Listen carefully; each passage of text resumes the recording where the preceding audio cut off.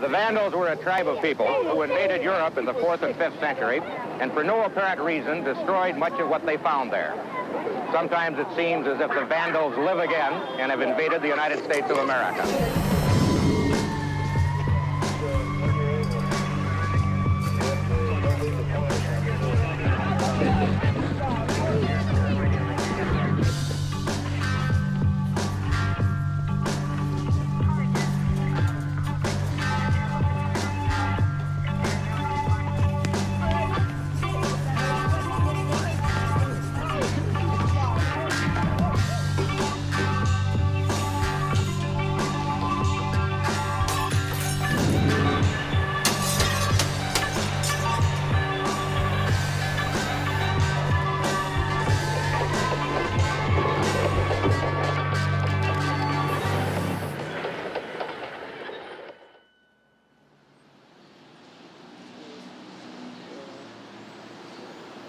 I'm Rocky, and I grew up in Washington Heights, 188, 546, apartment 3. Washington Heights was the birthplace of graffiti. I haven't thought about it. My God, it must be 30-odd years. I have not thought about graffiti. And now, like, everybody wants to know about it. Where did it start? Who did it? And it's like, in a way, maybe the past comes back to haunt you. I don't know. I was a tomboy. I think I put my first tag on a train going downtown to school. And I did it because I could do it, you know? If they could tag, I could tag. It started out as fun. It was something to do besides just sitting on a stoop board. Washington Heights. This is where the movement kind of started. This is the Mecca. Working class people, mostly cliques of kids, gangs, roaming around having fun. Trying to be the cool kids in the block, the one who could play hooky the most and just meet girls and try to get things going. We were young. It was fun. You could be on the basketball team, you could be in a gang, or you could go out here and write on the walls. I can't say politics were involved. We were too young and self-absorbed. For me, it was nothing political. I understand it was the Vietnam War and all that. To me, it was an expression. I thought I was Rocky 184, and I'm doing it. We were not writing to make any political point at all. We were just vandals.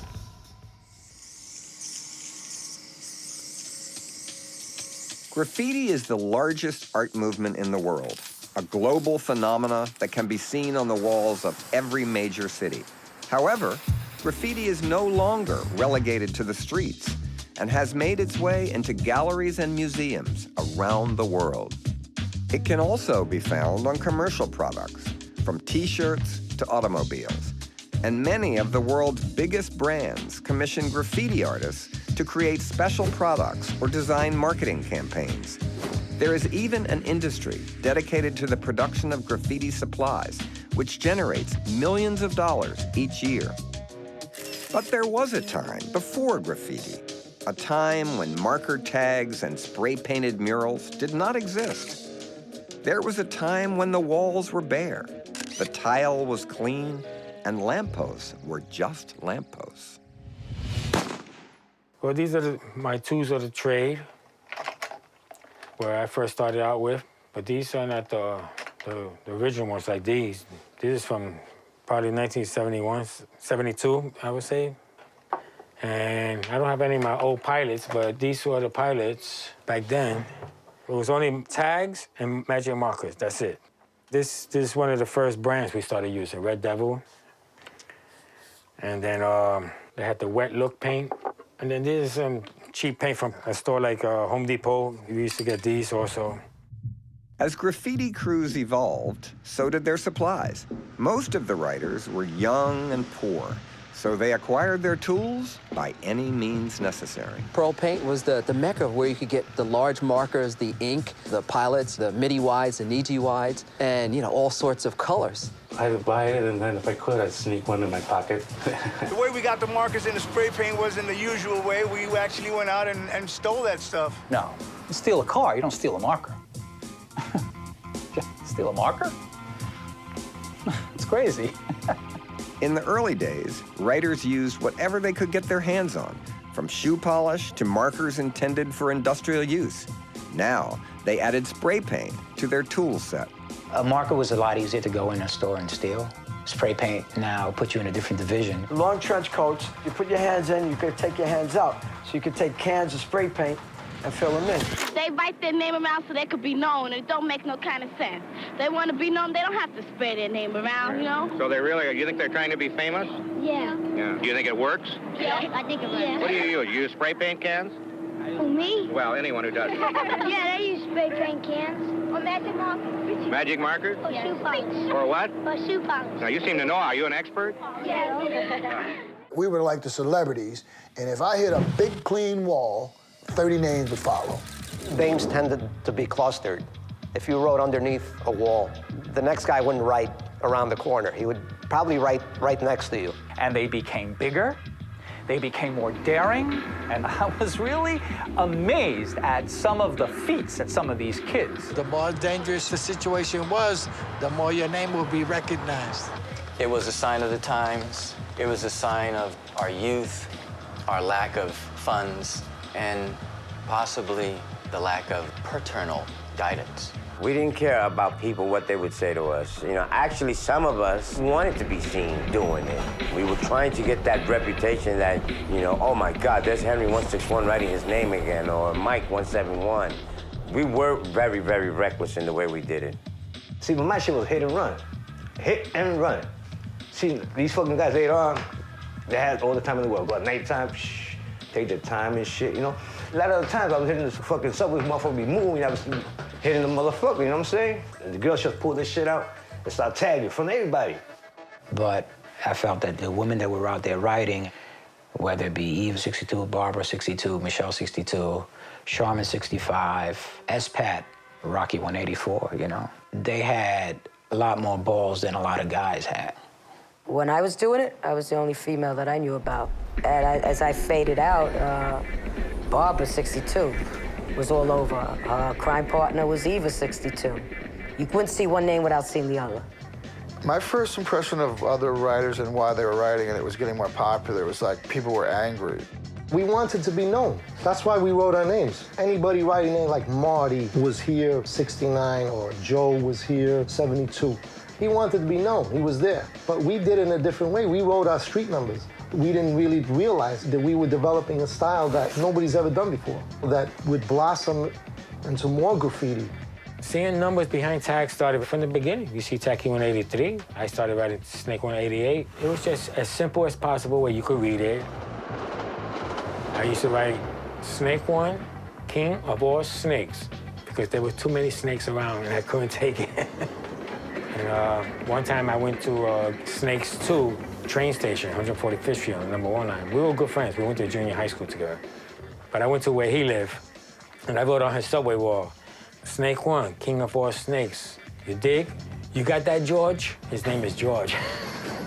There was a time on the New York subways when, without a newspaper, you could ponder the advertisements. Well, you can still ponder them, but you can hardly read them because of the graffiti covering them. It's even hard to read the graffiti for the graffiti. Now you'd think that with all this effort, something passably important or even beastly was being said, or something clever, as some of the old graffiti comments on life and the world. No. Now it's mostly just an attempt to identify oneself. Code names and numbers, Coco 4, K55, Supercool 223, Sonic 53, Fritz 171, and much of it in inglorious color. Legibility was important, and the thing is, you could throw it up quick.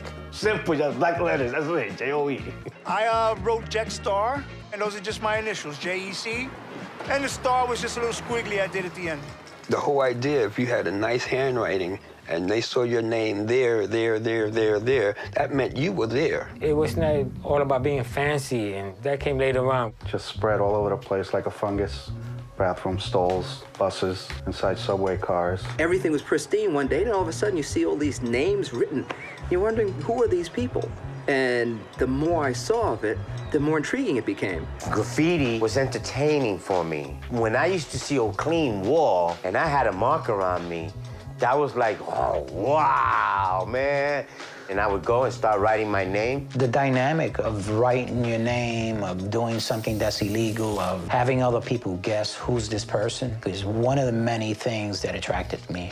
We noticed that everybody was talking about Friendly Freddy, Fantastic Eddie, Super Goldie. And then me and my guys, we wanted the girls to gush over us as well. At the time, I didn't really think that it was illegal. I thought that it was just fantastic. I felt these people must be just somebody special. We're like movie stars of some of these people. I would see other people tag there and go, oh my God, if my name was up there with their names, man, that would be a great wall. They call themselves writers. I do not recall any of them calling themselves artists. And who are the culprits? Not surprisingly, they're kids, mostly male, mostly around 15 years old, mostly poor, and mostly what psychologists would call neglected. The words are rarely obscene or racial. Mostly it's just Mike this or Coco that, and the numbers are usually the streets on which they live. The first graffiti names, Tacky 183, Filthy Greek, Joe 182nd, Babyface 86, Stitch 1. But Julio 204. The writer in New York who is thought to have started it all was a teenager named Julio 204. Most writers count him as their first influence, but few actually knew him. The first graffiti I remember seeing was a person who marked the bottom of a lamppost. His name was Julio 204. Julio 204, he definitely hit those lampposts first. Julio came out of the blue. We started seeing about 1967. It was nothing in big size. It was just noticeable because there was nothing else up on the walls. And nobody really knew what it was. We thought something was going to happen on July 20th at 4 o'clock. Then we realized there's a guy going around writing his name and his street number. Julio was a little Colombian guy. He said, yeah, I could put Julio on there, but it's no big deal, so I'm going to make mine more known. So he started putting 204, so the girls or everybody would know who he was. Well, when I kept seeing his name, you know, you hear the mythology of him being perhaps a gang member.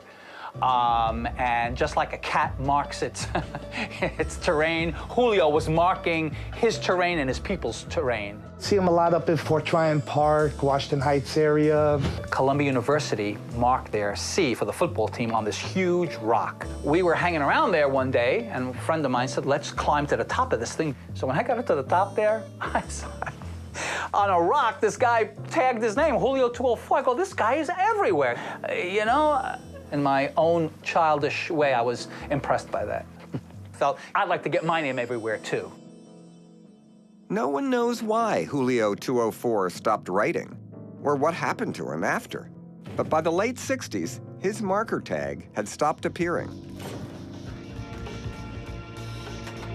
In the 1960s, America was in a state of social upheaval caused by issues like civil rights and the Vietnam War. Political leaders were being assassinated, and it seemed like everyone's lives were threatened. In the midst of all the chaos, the country's urban youth started to speak up with markers and spray cans. Meanwhile, in Upper Manhattan, in a neighborhood known as Washington Heights, a small community of Greek teenagers picked up where Julio 204 left off. I grew up in between Inwood and Washington Heights. I met Greg, Phil, and Taki because I was affiliated with a Greek Orthodox Youth Association, and we all played basketball together. That's how I met them. So my father was self-educated, and he exposed me to a lot of things. And part of that was, you know, trying to be an individual of some kind, and, you know, I would want to do something different, you know? I wanted everyone to know who I was. So my first name was Phil, my last name began with a T, so my moniker was Phil T. Greek. It was unusual, it was unique. I wasn't Puerto Rican, you know, I wasn't Irish, I was Greek. So I wanted to make a Greek mark, you know. Julio 204 was very legible, and I wanted mine to be even more legible. I felt that it was necessary for my name to be in block formation. I didn't want it to be script.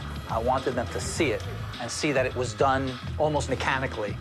When Phil started writing in the summer of '68, it made it more personal because all of a sudden we knew who the guy was. It was like an inside thing. I saw Phil T's name, and my friends would ask me, is that you writing that name? And I would take credit for it, even though I wasn't even tagging at the time. because it fit my name so perfectly. And then we just kind of tagged along. Me and Little Phil started doing it too. I didn't like when they started writing because that's my thing, you know? We kind of wanted to be like Phil, you know, in that regard, like with music and graffiti, I guess. Even the drugs. I don't remember him being unhappy about it. Certainly he didn't voice it. And what I do remember is how we thought it was pretty cool that we could both write the same name and get twice as much traction for it. He piggybacked on my name, and I didn't like it. But I stopped by then, and Phil started, and he became known as Phil T. Greek, actually. He developed more notoriety. But there's no way you can beat Taki. He was everywhere, you know?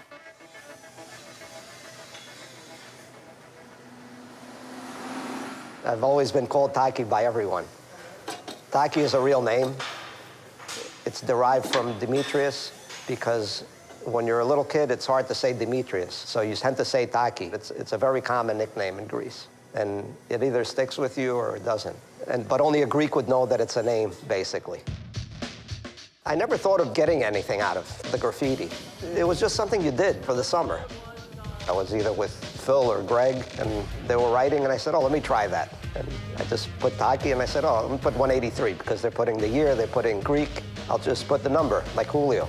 The graffiti was also part of the friendship. I mean, it was the sports, it was the friendship. You moved as a group, so let's go up to the bus terminal. That had nice, smooth walls. We'd hang around the church steps, we'd hit the church steps. When we go to basketball games, we always carried a marker, because you got to tag along the way. It kind of, you marked your territory in a way. But during the summer of '70, I was working as a messenger, and the way you made any kind of money is they'd give you the car fare for the delivery, and you'd walk it. So if I had to walk from 57th Street to 86th Street with a package, I would just zigzag. And every time it was a red light, I'd stop, put my name on a pole. You know how much you can cover? Taki 183 started writing his name in neighborhoods outside his own, and people around the city started to take notice. Well, the first graffiti that I noticed and that I admired a lot was Taki 183. Taki was the top dog. Taki took it to the max. I mean, I think this kid lived to write his name. The reason I started with marker, right, because Taki 183 started with marker. Then I seen him hit with paint. So, oh, look, no, it's not a bad idea. I didn't start it, but I was just the next step. The boy got up. There's no denying that every place you look, you wouldn't see Taki. All the neighborhoods had not seen graffiti, but especially in a pristine neighborhood, it was much more evident. You could walk 40 blocks and see my name on every pole. Park Avenue, Lexington Avenue, Madison Avenue, Sutton Place, all the cross streets. And it just hit them all. And your name would be there, and people would say, how did he write it and nobody saw him? That was the big mystique of graffiti. Taki was original, and to watch him in action was funny. He had a leather jacket that he liked to wear, and he had a hole in the pocket, and he became good at being able to put his hand in the pocket and tag a door on a train. You know, then he'd walk over to another door and do that one, and you'd never know he did it. Part of the rationale of not thinking you were that destructive is because politicians would put up Nixon tags, and you knew they weren't going to come back and take it off at the end of the campaign. So I said, if they can do it, I can do it. My parents thought it was pretty terrible that I was writing everywhere, but then I think they got the joke of it, that they knew who I was, but nobody else knew who I was. Taki 183 became an urban legend and remained a mystery to the public at large until an enterprising reporter from the New York Times tracked him down. In early '71, I was impressed by an article in the New York Times about Taki 183 being the first of a new type of graffiti writer. Taki 183 spawns pen pals. When this was published, we really saw that it was becoming a citywide news, and it was a good story for a slow news day. The Taki article gave what we were doing credibility, because now we knew we were being noticed. I didn't have any hesitation about speaking to the Times, because basically it was all a goof to begin with, and over here you got this legitimate paper interviewing you. You know, they interview Kissinger, and they're interviewing me. You know, how ridiculous can it get? When I read that article, I was writing, but I just thought, wow, they blew him up, yo! I'm gonna do this more, you know, because I wanted to get an article. I don't remember seeing any article about Taki in any newspaper back then in those days. All I remember about Taki was a commercial they used to show on TV. And it was filmed inside the Statue of Liberty. And they would show the persons walking up the stairs inside the Statue of Liberty, and as they were walking by, you see the name Tacky 183. The Statue of Liberty commercial was a result of editing. Actually, that was at the A-train station, I think on 181st, with the long steps. Whoever made the commercial filmed the family with my name in the background. I have to hand it to this guy. He gave me so much publicity. When I was photographing graffiti in New York, Tacky was already a legend. After Tacky was everywhere, there was an explosion of taggers. Summer '71, they interviewed me for Interview magazine, Andy Warhol's magazine, which was pretty cool. They told me to come down and meet Andy Warhol. I said, I got no time for this guy. Tacky 183 was the face of the graffiti movement in New York. But just 100 miles to the south, Philadelphia had its own star.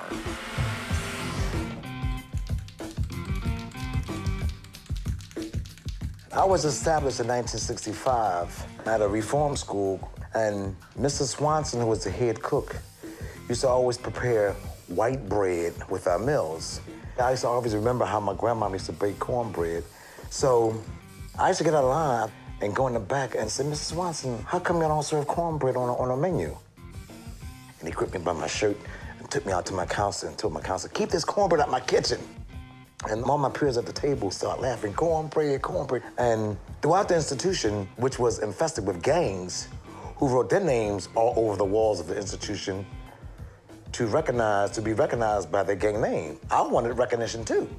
So I wrote cornbread, real big letters, right by all the gangs' names. But I took a step further than that. I wrote my name in the visiting hall, in the chow hall, in the bathroom, in the school, in the church, everywhere. When I came home in 1967, I took that same concept to the city walls to establish a reputation, and I wrote my name everywhere. People started talking about it. It wasn't long before other teenage juveniles began to spray paint their names. In North Philly, cornbread was joined by the likes of Titty and Dr. Cool, while in West Philly, there were writers such as Chewy, Cool Earl, and Cool Klepto Kid.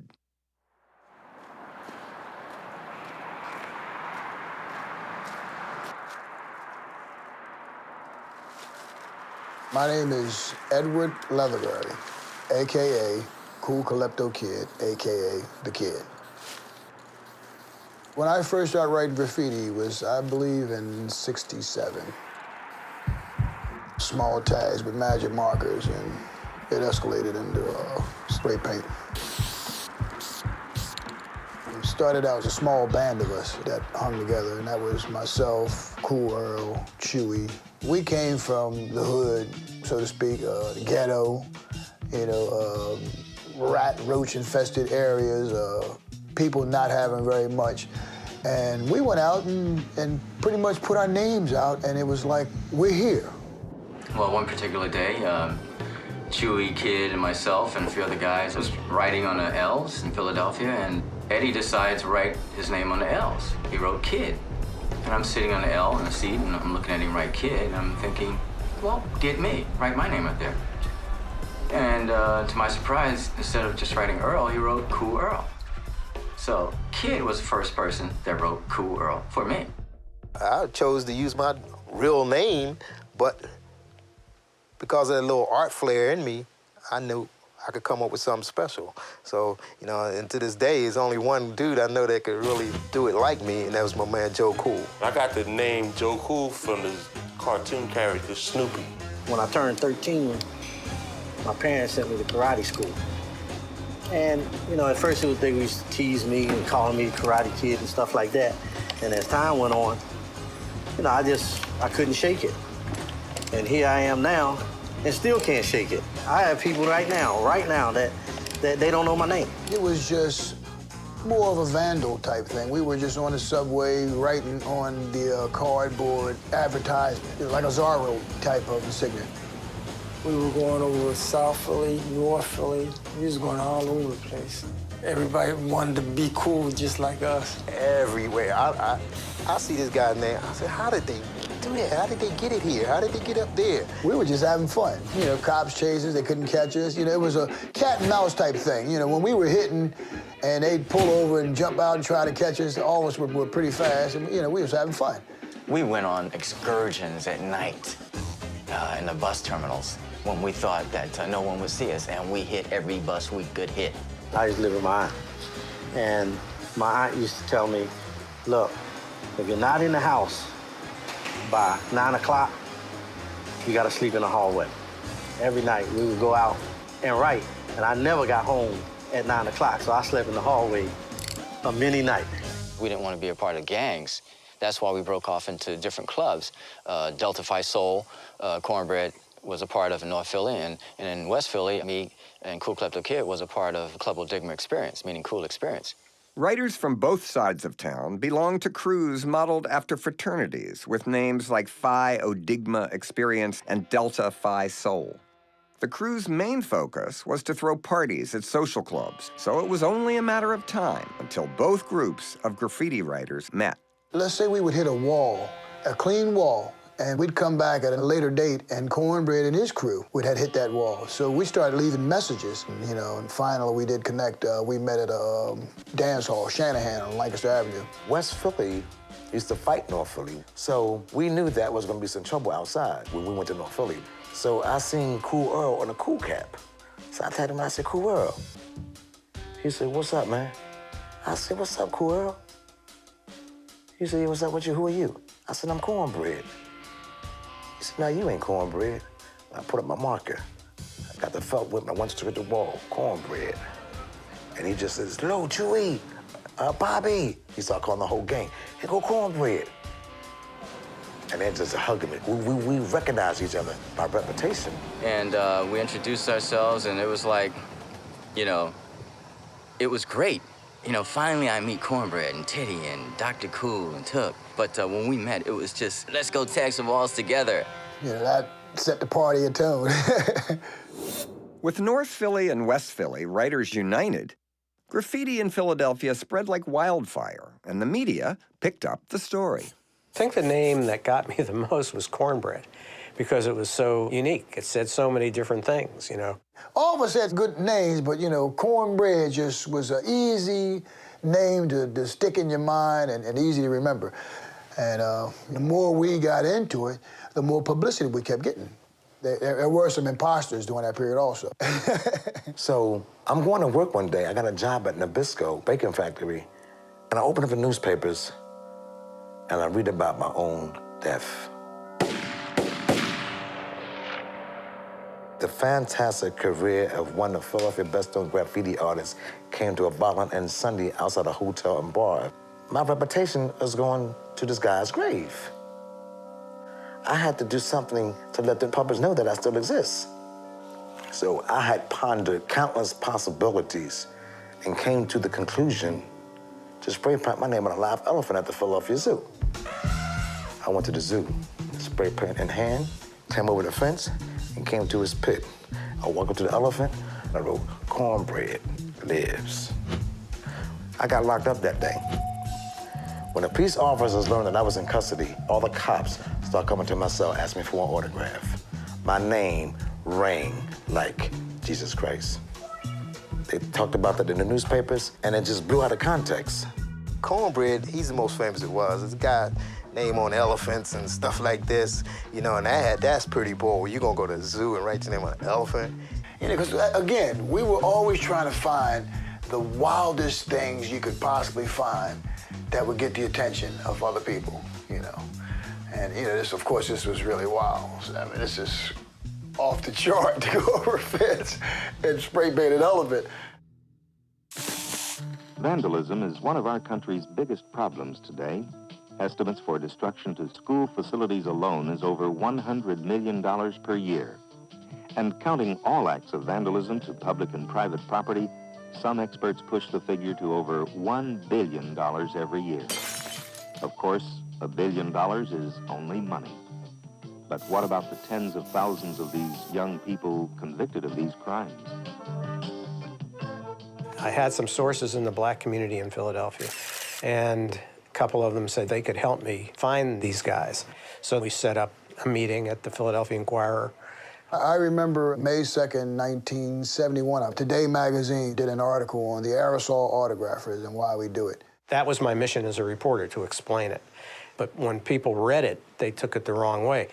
The Inquirer received 400 letters, and people were genuinely angry. They took it as an endorsement, and it was never an endorsement.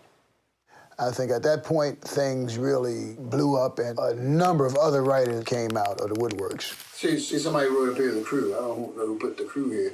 That happened a lot. One person would put their name on the wall, and then in the long run, everybody would hit, especially the top names. And as soon as the top names hit, then you had all the followers, bang, bang, bang, bang, bang, with the names up on it. You know, like Cornbread put his name up on the wall, and everybody would hit. I looked at it as an archaeological kind of a thing. What are people going to think when they unearth this civilization and they see this stuff? New Yorkers and cats from Philly shared some kind of symbiotic relationship. I don't know what it was, but it was real. So, you know, guys from Philly who say we were first, God bless them. Guys from the Bronx who say, no, we were first, God bless them. Who's to say who's first? It's not that important. If it never went anywhere, it wouldn't have mattered who was first or last. It's only important because you want to establish how it started. You know, I know guys from other cities, they're saying we were first. Well, that was good, but you know, there's kids that never left their neighborhoods. If they were the first in their neighborhood and they had never been to Washington Heights, well, then they were first there. I lived on a commune in 1970 up here in West Kill, New York. So after I came back from that commune in 1970, and I landed back with my own group of friends in Central Park around the Bethesda Fountain, that's when I started writing, really. But I remember in '71, you could go on the #1 train or any station like that on the way up. Every single piece of the white tile would be tagged, like totally bombed. I remember the first time I went uptown and like the doors opened up on a station like that, I thought, oh my God. Like, you never saw anything like it. It was scary. You didn't feel safe right away. You felt like if people could write this much all over the place, where are the cops? Like, this is wild up here. Our society has gotten to a chaotic state. That's when the outside of the trains are getting hit. And I mean, there were hundreds of riders then. I thought, oh my God, this is a scene. This is a cultural explosion. A dramatic scenario staged by the MTA shows what could happen to a graffiti artist as he decorates a subway car. The trainer said the guard dog, handled by a private detective, is programmed to attack on command and stop on command, but not to kill. Even the threat of violent death has failed to keep graffiti artists out of subway yards and tunnels. At least one death by fire in the past year, one by decapitation, and 2 by electrocution on the 3rd rail. Is it possible, then, that such dedicated artists will abandon their natural habitat to avoid being bitten by a dog? For News Center 4, Bob Teague. With walls covered in names, legibility and street numbers were no longer enough. In order to stand out, writers had to add style. In my world, wearing a crown meant that I became a king. As we started adding crowns and bubbles and squiggly lines, it became even more entertaining, more fascinating for me. And I kept trying so hard, but I could never come up. Like I couldn't bring my skills up. And SJK, you know, Mike, 171, these guys were like, in my eyes, they were artists. And I couldn't bring myself to that level because my level of art was taking the 45 apart and putting it back together while I'm blindfolded. That was my art. That's it. That's the old Henry 161. Writers all around the city started to embellish their names with arrows, stars, and even characters. You know, style didn't become an issue until like end of 1970, 71. Then all of a sudden it became who had the best style, who got this, who did this, I'm gonna blow up. Everybody had their own unique style, you know, just like a signature on a check or something. After I started writing my name, I started putting designs around it because I kind of like these things. I used to put like a little flower on top of it and the peace sign underneath mine. First it started with just eyebrows. And then if Earl hit on a wall next to me, I would draw eyes like I was looking over at Earl. It was an art form that I got your back. I'm watching you. I definitely started the eyeballs. The stars on the side. And I may have started the eyebrows. I'm not really sure. I don't want to take credit for something that I really didn't do, but I really do believe that I may have started that. Yeah, I did invent the crown, and then other people tried to portray that and make their own crowns, but there wasn't the same. I was the one who first started.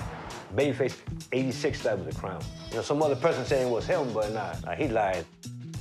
Cornbread started hitting Cornbread, king of the walls, and started putting the crown up, and everybody started following suit. So no question, Cornbread started the crown, to my knowledge. Commissioner, what part of your manpower and how much of your budget is devoted to cleaning up after vandals?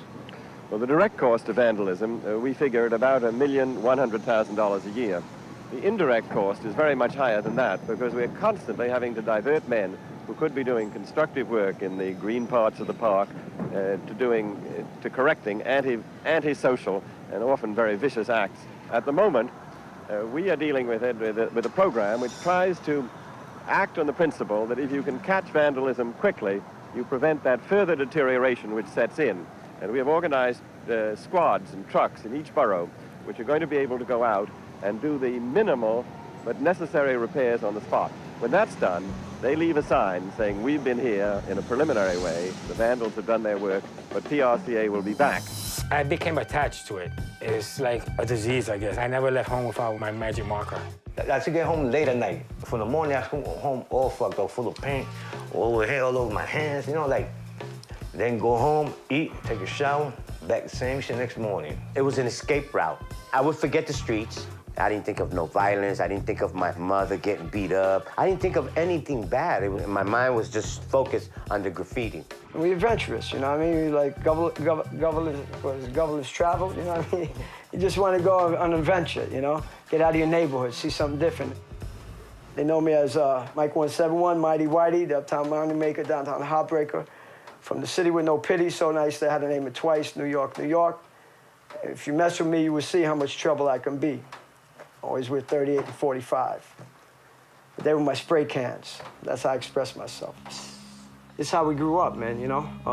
My father died when I was 12 in '68, October 19th. Steve's father left his family. Steve's the oldest of 4 kids. And we had to go out in the streets and provide for our families, you know? And this is where graffiti came in, because we kind of started letting loose. You know, I was angry at the government. You know, my father taken away. My younger brother just died a few years ago. I had an incident that happened to me I really don't share. I was pushing robbery. Guy pushed me in the hallway, beat me with a gun, put me in the closet, ransacked the house. And what he did, he undressed me and raped me. And he put a knife to me, gun to me, and he penetrated me. I blacked out, 13 years old. And at that point in life, you know, I share this because it's something that I have to reveal of who I am today, because of that made me closed down. I put a steel casing around my life. I put a brick wall around that. And I just went on a suicidal, homicidal mission. You know, I was graffiti all the time, out in the streets, drugs, gang banging, the whole 9. And I don't care if I lived or died. You know, the gangs came to us and said, listen, you guys live here, we got a gang, you want protection, you want nothing to happen to you, you gotta join with us. The older guys that were like 15, 16, 17 years old, they were starting to wear their gang jackets. And that caught my attention because it was more violent. And I liked it, the violence, more than I did the graffiti. So I started being a gangster, but a graffiti gangster with my jacket. The new gangs were more vicious than ever and heavily armed. Most writers wanted to avoid them, but others were ready to join. They tried to take over one of my division, but they didn't quite make it, and we killed 2 of their guys. They tried to burn down my clubhouse. We killed 2 of their guys. And 5 of their guys rolled up on one of the savage nomads. You know what they told them? Oh, we're going to give you hell, baby. We're going to give you hell. And they didn't even kill him. That time, we had this little group called the Latin Lords. It was me, Babyface, a cousin of mine from the Bronx, a couple other brothers, though, you know? He told me, why don't you guys become Savage Nomad? I said, bet. So I see your Babyface, let's become Savage Nomads, and we became Savage Nomads. This was the beginning, you see? We did a new club. Then after we got established, for you to join the club, you gotta go through different shit, though. Get initiated, get your ass kicked, and whatever, though. I was affiliated with the Hellified Sisters. It was a group of girls, and we would hang out, and a lot of times we go to 104th Street, and we get together with the Savage Nomads. It was a good time back then with the gangs. Back then, you'd get into your fights, you'd have your stabbings, fighting with the chains, fighting with bottles, and then the next thing you know, a month down the road, you guys are friends again. When I was kidnapped by the Jolly Stompers, I was DJing a party, and they came to the party and with guns and knives and took me to the headquarters, made me sign a treaty to join them. Back then, the initiation for the gang that I was going to get into, the Galaxies, was 10 whacks with a garrison belt, Army garrison belt, and 10 people would take one shot each at your ass with your pants down. But in my case, I didn't have to do that because the night before the initiation, I went out to a school dance with K161. And we had to take the girls to 125th Street where they lived in the projects. And we got approached by some gangsters called the Black Spades. And even though we didn't have jackets, they still wanted to beat on us. And one of them grabbed an antenna and swiped it across my face. So the next day, when I went for my initiation, I had to get walked into the clubhouse because my face, my eyeballs were too swollen and I couldn't see. So my friends that walked me into the clubhouse to get my initiation, after they seen me, the president of the gang said, oh, no, it's okay. Henry doesn't need to be initiated. He got his initiation last night. Just like we'll never know if New York City or Philadelphia was first with graffiti, we'll also never know which had gangs first. What we do know is the effect the rise of the gangs had on wall writing in each city. 69 up into the 70s was really the hard gang era. The drugs swept through the neighborhoods like a plague. It was the heroin, and all this social activity went to the wayside. A whole lot of my good friends started dying. Philadelphia was like Vietnam. The gangs was so bad. It's a wonder I'm still alive. A lot of the guys that I grew up with are dead or in jail. Certain neighborhoods you couldn't even write in because the gangsters didn't want you to write in their neighborhood. Gangs only wrote on walls in their turf to identify their turf. That's one thing I didn't mess around with. I never put no gang stuff on the walls. See, because that was trouble. You ask for trouble when you write gang stuff up there, you run up on a gang, and then you get in trouble.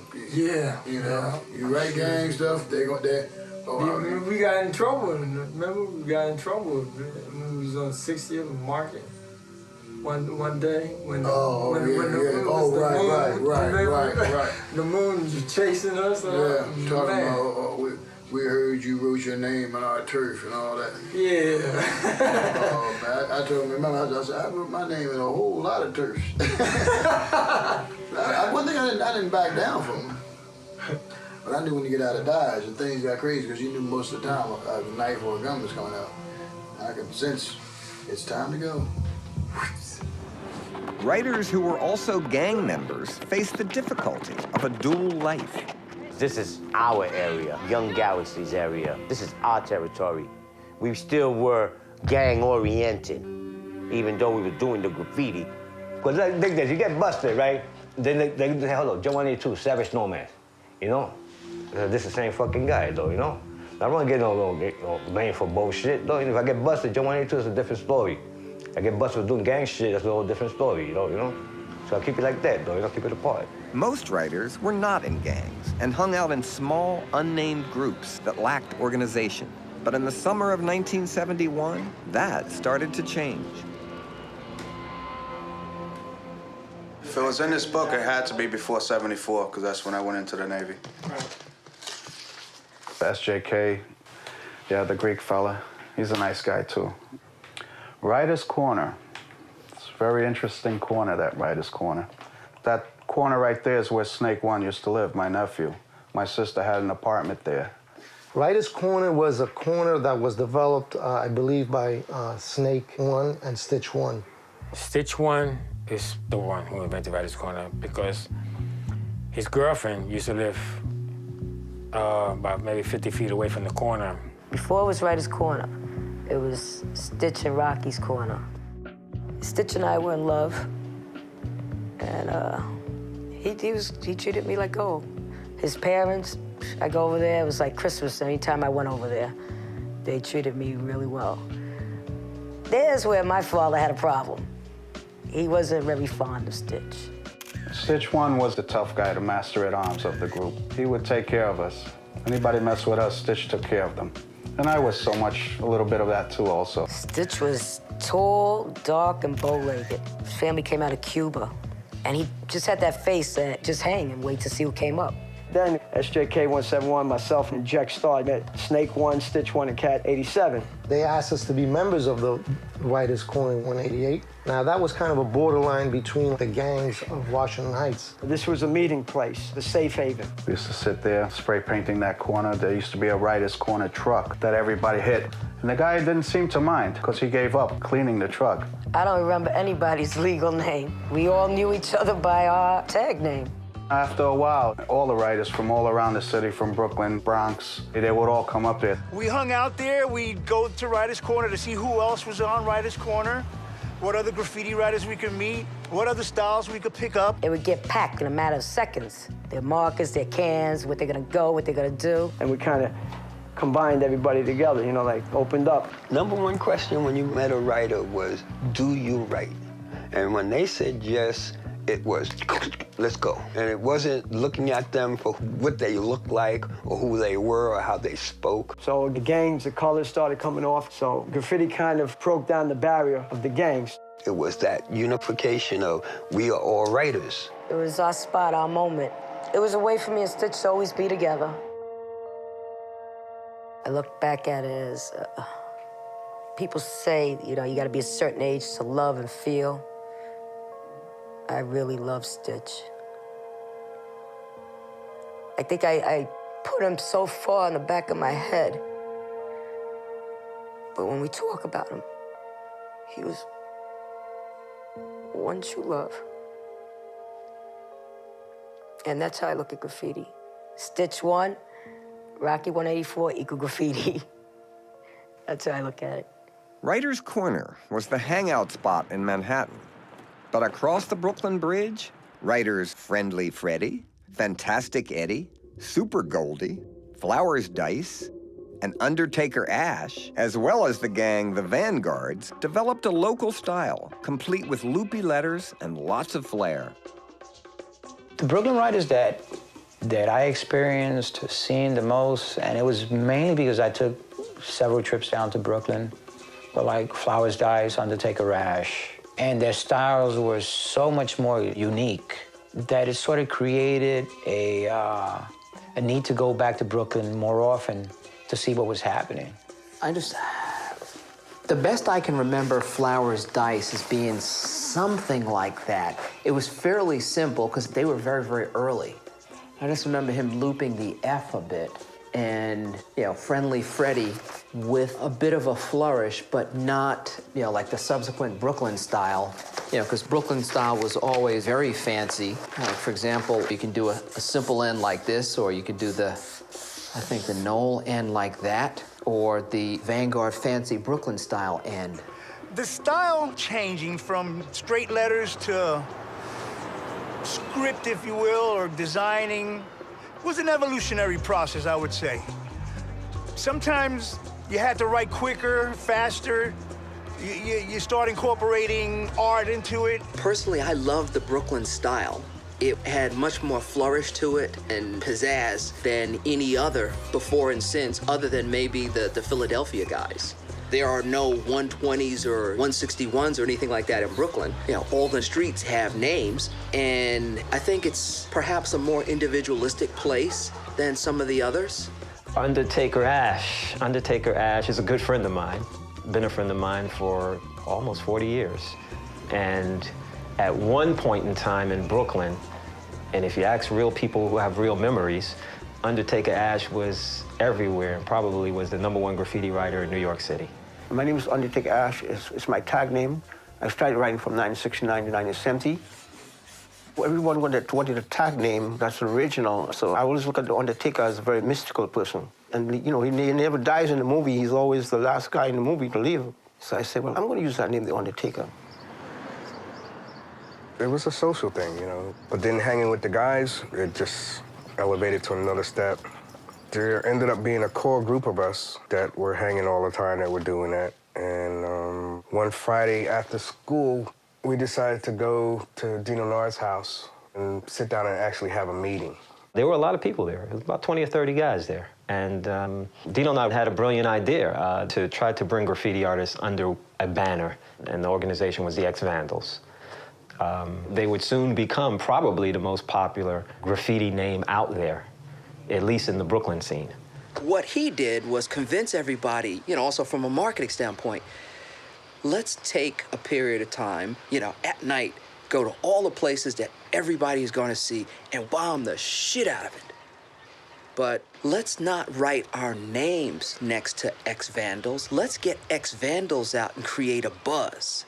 For like the first month, we stopped tagging our own names, and we strictly only wrote the group name. Ex-Vandals was the beginning and end all of everything. Our names came second. The buzz was, what the fuck is an Ex-Vandal? People thought the Ex-Vandals was a gang. They didn't realize that it was just a graffiti movement. So we figured out a way that we could actually come out and see what our reaction was. So everybody painted Ex-Vandal jackets, and we had a plan where the first day of the week, Nard would wear his into school. The next day, 2 more cats. So by the end of the week, we had all revealed ourselves, and it was like, whoa, you guys are the Ex-Vandal? Yo! And it just, the reaction, everybody went crazy. Travelers on New York City's subways are offended daily by graffiti sprayed on subway cars and station walls in an incredible profusion. It's not funny. Cleaning off the mess is expensive. Over the years, New York has become known for just about everything a city can be known for. Its crime, its wealth, its filth, its slums, its architecture, its art museums. And now it's rapidly becoming known as the graffiti capital of the country, a title Philadelphia has held for years. Believe it or not, we had morals then. A lot of these guys just write on anything, anybody's house, property. I never wrote on anybody's property that I know of, other than big businesses. No one home. I'm not gonna go up in their door and write my name on their door and stuff like that. Maybe in the projects, in the hallways, I might do it. I'm not justifying it, but you did have some morals about you. Some guys did, some of them didn't care. They write on your dog if it come by them. They don't care, because that dog go to walk from here to there, and they'll see, somebody see that name. We used to want to get in the paper. So what would happen, we used to call, the paper and let them know that we were going to give it up. So what we would do is, they would arrange a meeting, and we would come down there and we would turn over our spray paint cans and tell them that we retire. That's it. We wasn't writing no more. And it would be in the paper the next day. But just as soon as we left out of there, we started writing again. I mean, we never quit. I mean, it was just a thing where we just wanted to get in the paper. Purists say this explosion is not clever graffiti, just childish and ugly scrawl. Whatever it is, street art or vandalism, it's costing millions to rub it off. I do remember this bubbling anger in Philadelphia at so many things. There was anger at the police. There was anger at the police commissioner. There was a tremendous amount of violence. At the height of wall writing, Time magazine estimated there were 10,000 more graffiti writers in Philadelphia than New York, and this did not go unnoticed. Then Mayor Frank Rizzo issued a full-scale war on graffiti with an anti-graffiti campaign. His ultimate goal was to put as many writers in jail as he could. The Philadelphia Art Museum responded with the DUO, Department of Urban Outreach, which gave positive options and brought new opportunities for Philadelphia's wall writers, ranging from mural projects to sponsoring a city bus to be painted by the Vandals. The graffiti attended workshop invited all these kids to do graffiti in a constructive way and possibly get paid as opposed to doing graffiti damaging people's property. SEPTA gave us a bus to paint, and we had a multicolored bus. We had paint, it was a design we put on paper first, and then we took this bus and we painted it, rode through our neighborhood, and anytime that bus came around, we were allowed to ride on it. Free of charge. And the funny thing about it, out of respect, nobody never rode on that bus. This is the graffiti workshop's bus. There was a certain purity to what the first generation of writers did because there was no payoff to it other than local fame. That changed in 1972. What happened was we're hanging out at 174th and Fort Washington. And we're hanging out on the wall. There's this big wall that we used to sit on, and the entrance to the park was like in the middle. Here comes this older gentleman, beard, glasses, and he's asking for names of writers, and he comes up with my name. He says, I'm looking for Henry 161, for Snake, Joe 182. And he's asking, do we know Stitch 1? Older gentleman. Says his name is Hugo Martinez. We didn't know who he was. We thought he was a police officer, so we didn't tell him anything. He told us he wasn't a police officer. He said he wanted to do some things, wanted to get the graffiti off of the street, put the graffiti on canvases, make the graffiti known to people. He called it art. My understanding is that Hugo was a student of sociology at City College. He wanted to mimic what was going on in the streets of subways in a college art room. The word got around that we're going to meet this day at City College, and so we stood in if we should trust this guy. So me, Stitch, I guess Cat, Web 2, we went to City College, but we couldn't find the building where this was taking place. So we just kept walking in all the buildings. Finally, we walked into this one building. All we smelled was spray paint. We said, yep, this is the place. It was like walking into heaven because we had all this beautiful, white, clean paper and all these markers. And we used to have to rob our markers and our spray paint. So for us to see all that there for free was fascinating. And we just went to work and started drawing. We spent about 2 or 3 hours in there just writing and painting. And by the time we were done, Hugo was like, oh my God, that's beautiful. Martinez organized 20 of the top graffiti writers and founded United Graffiti Artists, UGA, in an attempt to take graffiti off the streets and into galleries. UGA included writers such as Coco 144, SJK 171, Phase 2, Snake 1, Bama, and Mike 171. UGA brought together some of the best at the time and enabled them to start to transcend the former criminal activity into a accepted format and started the movement of so-called graffiti art. It was actually a creative environment where you could pretty much write, paint, draw what you always wanted to write, paint, and draw on a train. Hugo works it with the city that if we stop hitting city municipal buildings and trains, buses, they give us a workshop and they would give us canvases and spray paint. So we made a contract not to go out there and put our art on canvases. This group is called Graffiti Artists United. They meet in the apartment of a sociology student who has encouraged them to go straight. Everyone who's a member has given up subways and public walls and has turned instead to canvas or paper or the sociology students' bathroom walls. Although these particular graffiti artists paint legit now, they still remember the good old days, last week or so. Did you ever get arrested? Once. Did you do it again after that? A couple times. How come? Because I just wanted, I wanted to get known. And like that, I made a lot of new friends.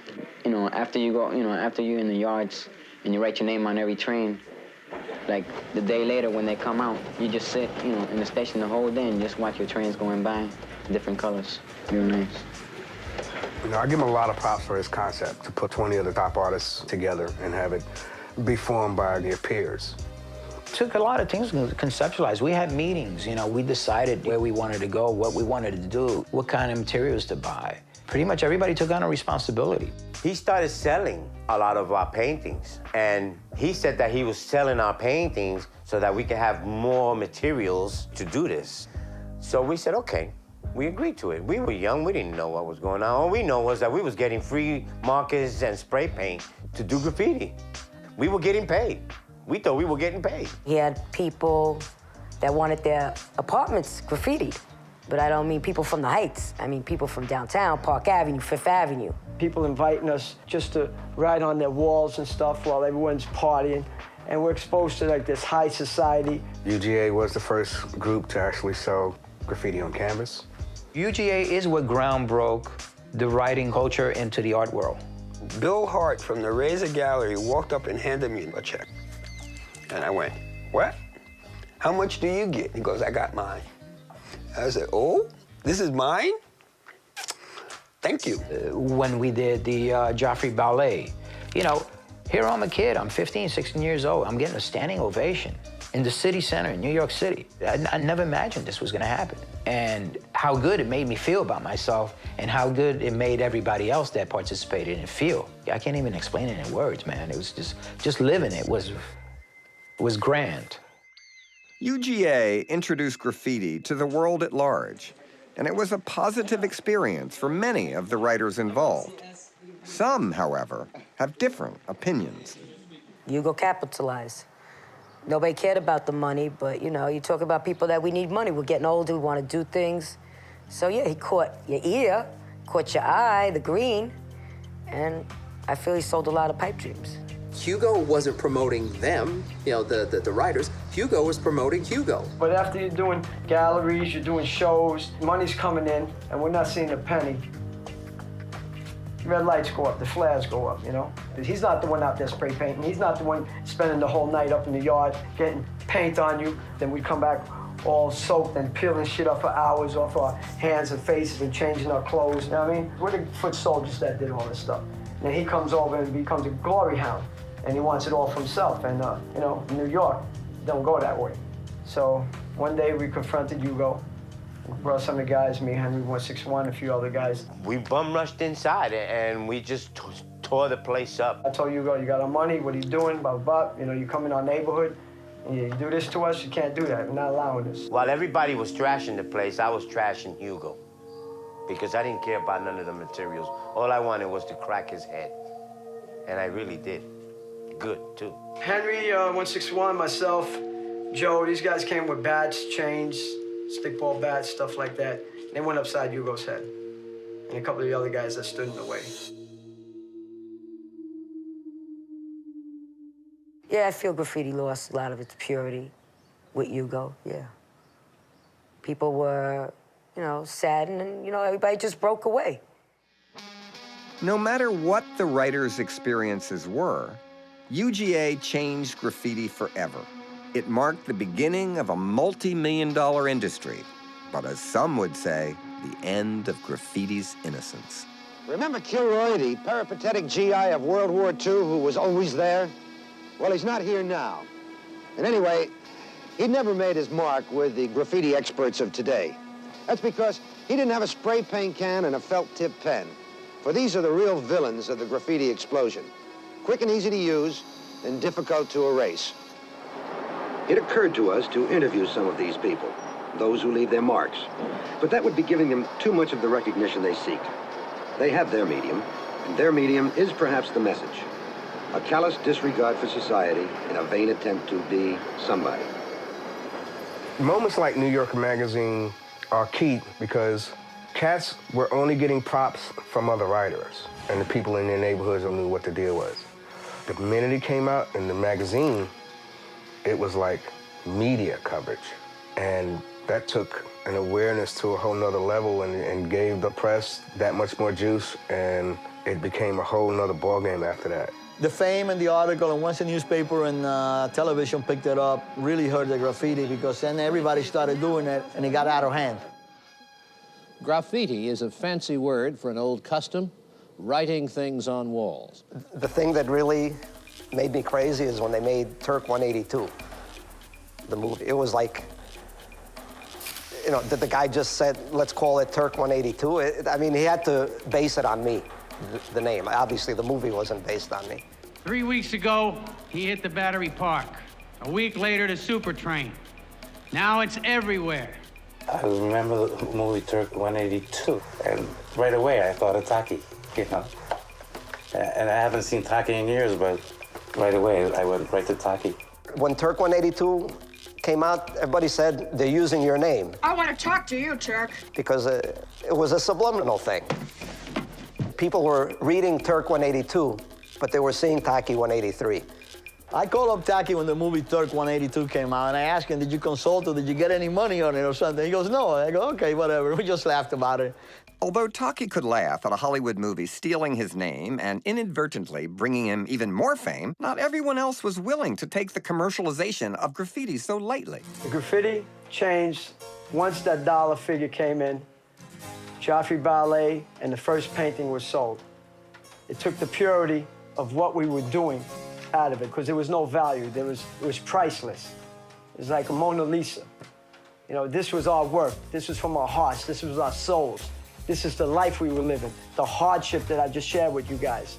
I think if they names in the newspapers, maybe they would stop doing it. You mean maybe we even shouldn't be here?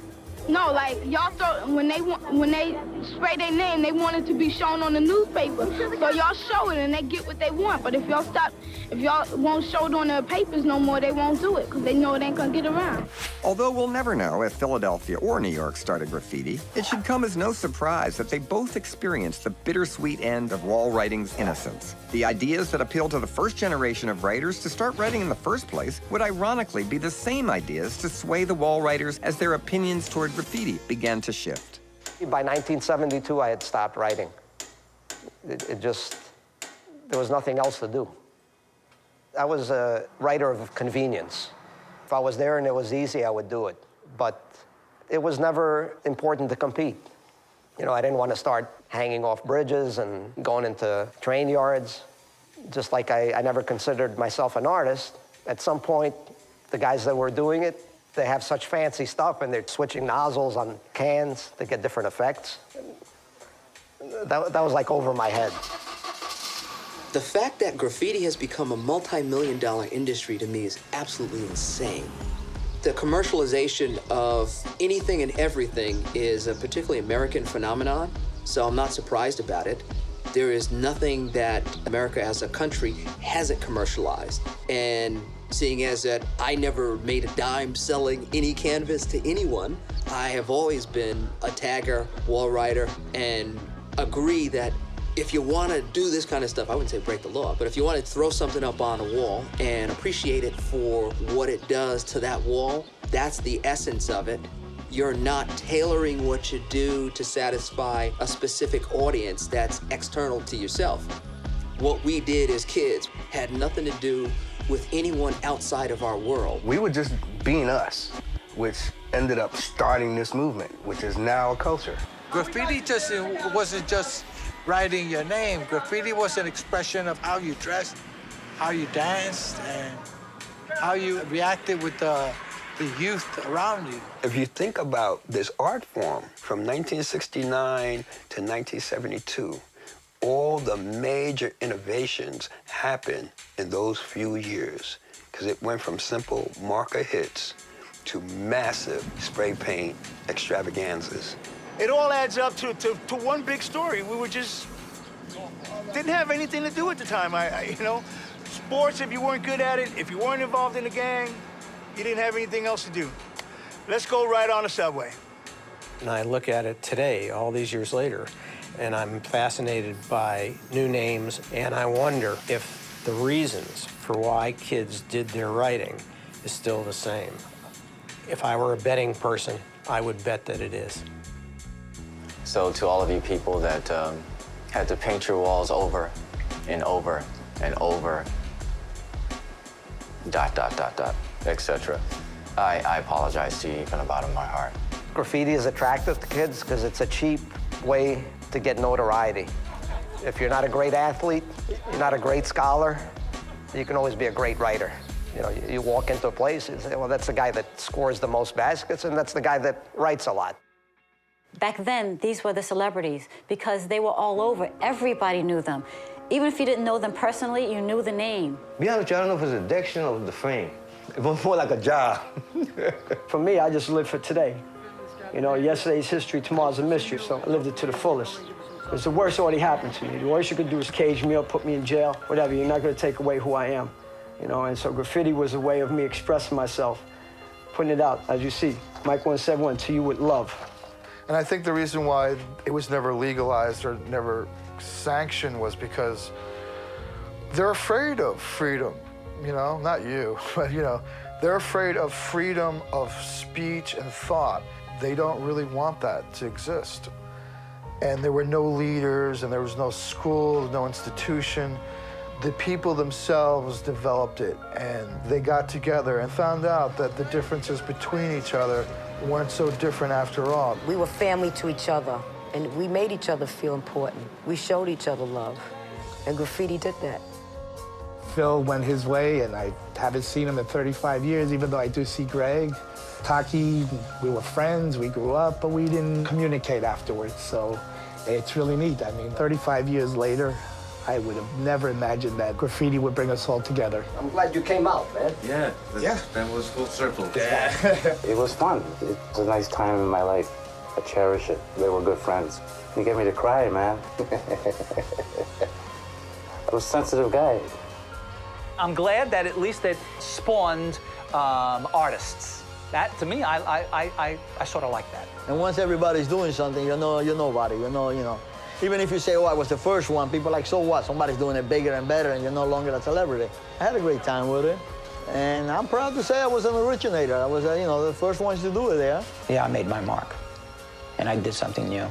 We were crying out to notice me, Here I am, the kid. Stop the world, let me off, Cool Earl is love, cornbread king of the wall. I had put my time in, I established my reputation, I did things that no other writer's going to do. So my time had expired, my time is over, it's over for me. I've been called a legend in my own time, so you can't get much better than that. How many guys get called legends? That's pretty cool. I guess you can't get better than that.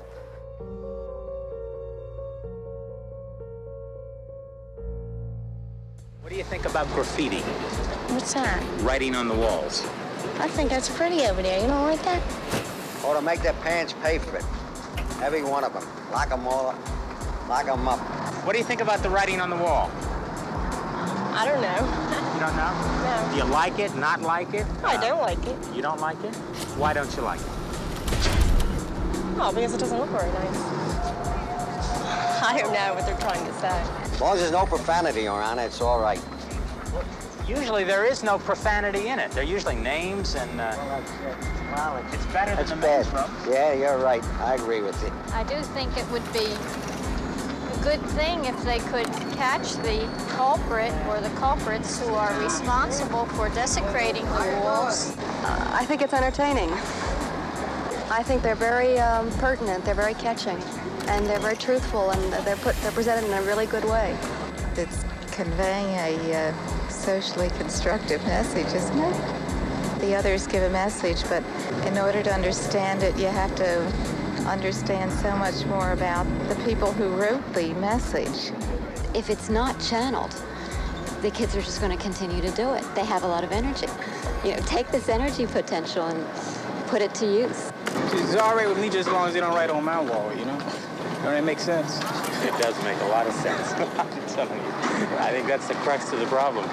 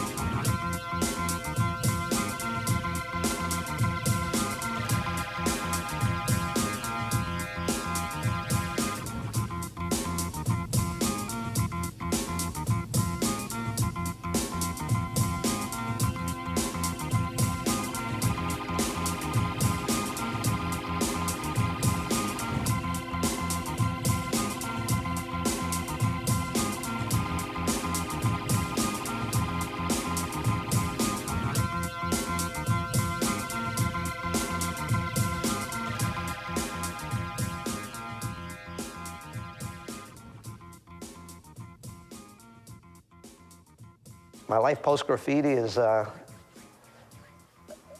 glad I don't carry a marker around because I'm always tempted to write.